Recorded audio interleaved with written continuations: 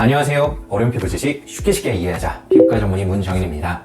자, 피부를 젊고 아름답게 유지하고 싶은 건 남녀노소를 불문하고 누구나 원하는 로망일 텐데요. 꼭 피부과에 오지 않고서도 피부를 젊게 유지할 수 있는 여러 가지 비법이 존재합니다. 자, 오늘은 제가 외부에서 강의를 진행한 내용 일부를 편집해서 여러분께 보여드리려고 하는데요. 피부 노화를 예방하는 비법 3탄 활성산소를 없애는 마법의 성분에 대해서 지금부터 공개하겠습니다. 자, 그럼 준비되셨나요? 가시죠! 자, 피부 노화를 예방하기 위한 세 번째 방법은 바로 활성산소를 줄이는 것입니다.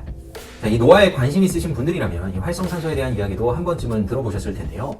자, 우리가 평소에 숨을 쉬면서 호흡하면서 받아들이는 산소의 약 2에서 3% 정도가 활성산소로 바뀐다고 합니다. 이 정상적인 인체대사 과정에서 어쩔 수 없이 필연적으로 생기는 물질이 바로 활성산소인데요. 이 활성산소가 중요한 이유는 이 활성산소가 세포의 손상을 야기해서 노화나 각종 질병을 유발할 수 있다는 점 때문이죠. 자, 활성산소는 이 피부 탄력에 중요한 콜라겐과 엘라스틴을 손상시켜서 이 탄력을 떨어뜨리고 또 주름을 만들고요. 또 그 외에도 이 멜라닌 생성을 촉진해서 기미나 잡티, 또 주근깨를 만들어서 얼굴을 칙칙하고 또 지저분하게 만들기도 합니다. 따라서 여러분이 이 피부 노화를 예방하고 싶다면 반드시 활성산소를 줄이기 위한 노력을 필수적으로 해야겠죠. 자, 그런데 우리 몸은 만들어진 활성산소를 제거하기 위한 아주 정교한 메커니즘을 가지고 있습니다. 이것을 항산화 시스템이라고 부르는데요. 자, 만약 항산화 시스템이 제대로 작동하지 못하고 활성산소가 충분히 제거가 되지 못한다면 피부 노화가 발생할 수가 있겠죠. 자, 항산화 시스템은 다시 두 종류로 구분을 합니다. 자, 한 가지는 효소에 의한 방어 기전과 한 가지는 비효소적 방어 기전인데요.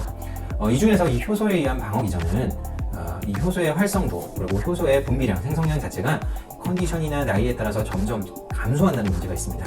하지만 이 비효소적 방어 기전에 해당하는 이 항산화제의 경우에는요, 이 외부에서 직접 보충이 가능하기 때문에 항산화 시스템에서 이 효소에 의한 방어 기전이 점점 감소한다고 하더라도 만약 비효소적 방어 기전에 해당하는 항산화제를 우리가 충분히 보충만 해준다면 이 활성산소로부터 피부 노화를 잘 예방할 수가 있겠죠.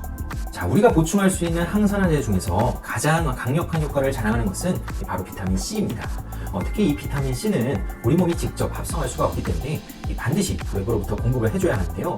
이 비타민 C가 우리 몸에 하는 역할은 우리 피부에서 콜라겐의 탄력을 유지시켜주고요.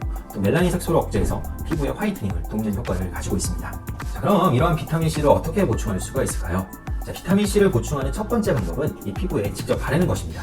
바로 비타민 C 화장품을 사용하는 것이죠. 자, 요새는 이런 비타민 C가 들어있는 화장품이 시중에 많이 출시가 되고 있는데, 자, 여러분이 사용하고 있는 화장품에 혹시라도 비타민 C 화장품이 들어가 있지 않다면 여러분의 화장품 리스트에 꼭 이러한 제품들을 하나씩 포함시키는 것을 추천드리고 싶습니다. 그럼 비타민 C 화장품이 무엇이냐? 화장품 안에 비타민 C가 들어있는지 안 들어있는지 어떻게 알 수 있느냐?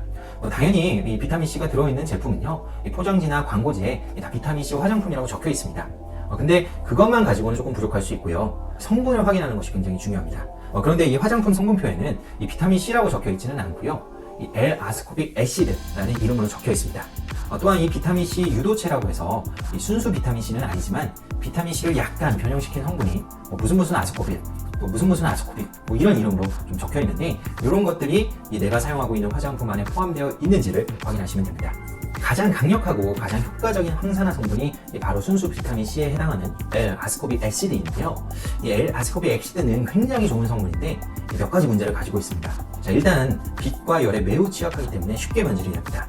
우리가 보통 비싼 화장품을 사면요, 왠지 쓰기가 아깝고 비싸니까 아껴 써야 될 것 같고 그래서 천천히 쓰는 경우가 있는데, 이러한 이 L-아스코빅 애시드가 들어가 있는 화장품은요, 변질이 잘 되기 때문에 오랫동안 아껴 쓰기보다는 빠르게 사용하는 것이 훨씬 더 중요합니다.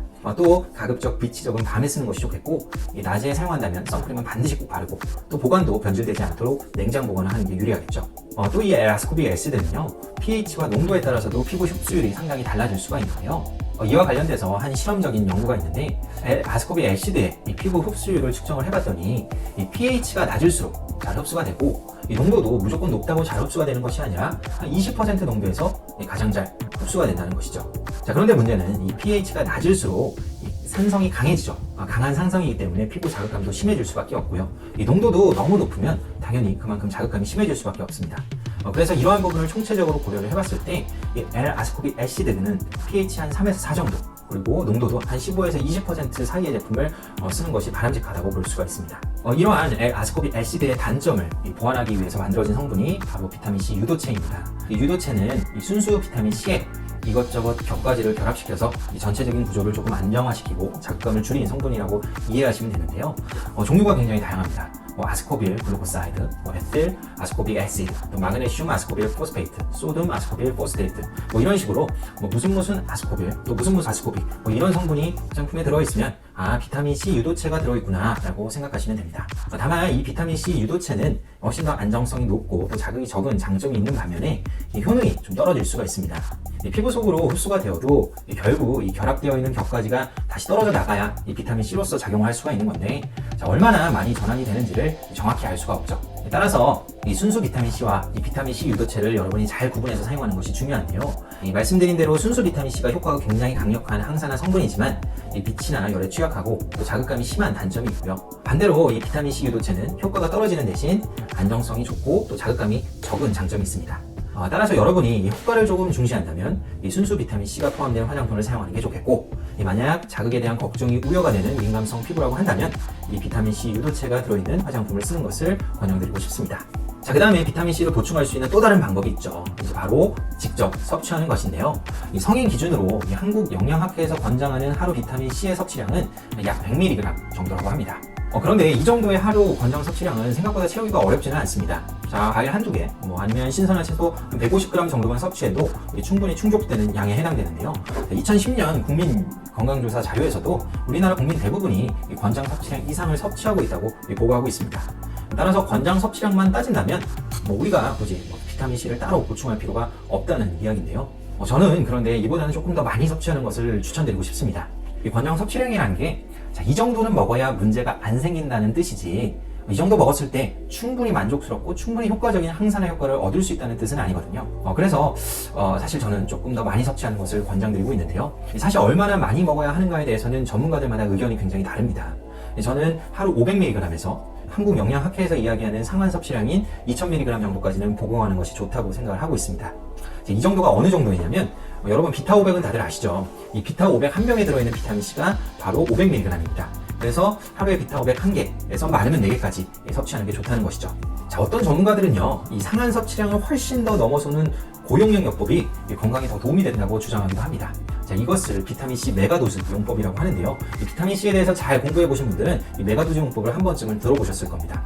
실제로 제 주변에도 이 메가도즈로 복용을 하면서 피로감도 줄고 감기도 덜 걸리고 피부도 좋아진 것 같다, 이렇게 말씀하시는 분들이 계신데, 하지만 이게 아직 연구 결과가 좀 일관적이지 않고 또 결과 차이도 굉장히 크기 때문에 이 메가도즈가 좋다 나쁘다 아직 현재까지는 명확하게 결론 나지는 않은 상황입니다. 또 이 비타민C를 많이 섭취할수록 결국에는 이 장에서의 흡수율도 떨어지고요, 또 여러 가지 알려진 부작용들을 겪을 수도 있기 때문에 이 무조건적인 메가도즈 요법은 주의하는 게 좋고, 만약 여러분이 시도하고 싶다면 잘 공부해서 본인에 맞게 점진적으로 시도해보는 것을 추천드리고 싶습니다. 자, 오늘은 피부 노화를 예방하는 비결 3탄, 활성산소를 없애는 마법의 성분에 대해서 자세하게 말씀을 드렸는데요. 비타민 C를 비롯한 활성산소를 없애주는 항산화제를 충분히 보충하는 것이 피부 노화 예방에 큰 도움이 된다는 사실을 꼭 기억해 주시고요. 제가 이전에 올린 영상 1탄, 2탄도 꼭 참고해 주시기 부탁드리겠습니다. 오늘 내용이 유익하셨다면 구독과 좋아요 부탁드리고요. 지금까지 피부왕 정연의 원장 문정연이었습니다. 감사합니다.